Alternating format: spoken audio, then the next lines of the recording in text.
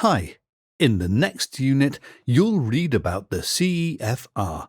CEFR stands for the Common European Framework of Reference for Languages.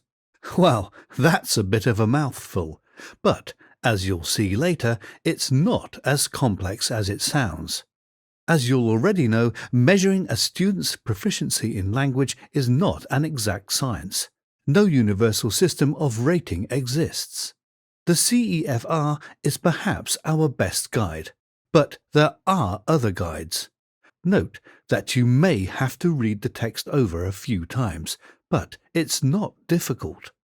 What would be good additional information for you is what benefits you will derive from knowing, understanding and applying the CEFR. Here goes. 1. Fortunately, nearly all good coursebooks will identify which CEFR level the materials are aimed at, and schools will have similar class labelling to indicate what level the students are studying. So, there's no need to worry. 2. The CEFR helps you to understand a standardized terminology for describing language levels.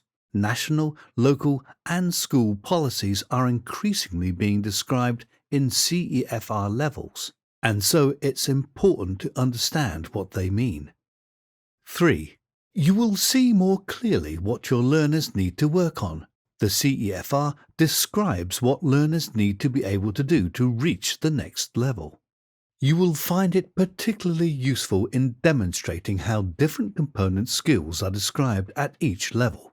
You have an idea of what a B2 student is like, but what should they be able to do in terms of listening to lectures and speeches, or writing correspondence, or spoken fluency? The CEFR helps you see what is needed for different aspects of learning English.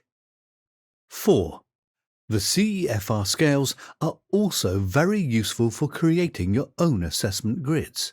These use the descriptors in the scales and can help you with assessing your students during and at the end of a course.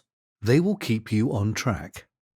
They can also be used for self-assessment by more mature learners, though it's usually necessary to simplify descriptors for this purpose, or even translate them in some situations.